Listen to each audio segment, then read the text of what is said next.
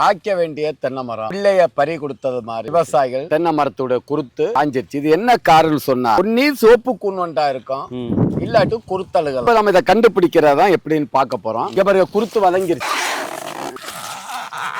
இங்க பாருங்க, ஏறக்குறைய 2 வருஷம் வளர்த்த புள்ளைய பறி கொடுத்த மாதிரி இங்க பாருங்க அந்த விவசாயிகள் வந்து புலம்புறாங்க. நான் முதலே சொன்னேன், இது குருத்தலுகளா இருக்கும். இங்க பாருங்க, இதுல வண்டுகள் இல்ல, இது குருத்தலுகள். வாடை கடுமை அடிக்கும். இதை தோட்டத்திலையும் போடக்கூடாது. தோட்டத்துல போட்டா அடுத்த மரங்களுக்கு பரவும். இதை அப்படியே கொண்டு வெளியேற்றி கொளுத்திக்கிட்டு, இந்த குருத்தல்கள் ஏன் வருதுன்னு சொன்னா, மரத்தை சுத்தம் பண்ணும் போது அருவா வந்து குருத்து பகுதியில படக்கூடாது. குருத்துல காயம் ஏற்பட்டா அங்க இன்ஃபெக்ஷன் ஆயிரும், அழுகும். அப்படி அழுகுனதான் இந்த குருத்தலுகள். இது செயற்கையா நம்ம ஏற்பாடு பண்ணது. இப்ப இதுக்குள்ள இனி வந்து சோப்பு கூண்டு வந்து முட்டை போடும். இவருக்கு கடிச்சிருக்கு. இந்த தொந்தரவு வராம இருக்கிறதுக்கு தான் நம்ம ஒவ்வொரு மாதமும் மட்டை எடுக்கல அங்குசம் போட சொல்றோம். இனி இது தேராது, வேற கண்ணு போடுங்க. இது குருத்தலுகள் பெஸ்ட்ரோலோசியா பான்மியோரான்னு ஒரு பூஞ்சனம்.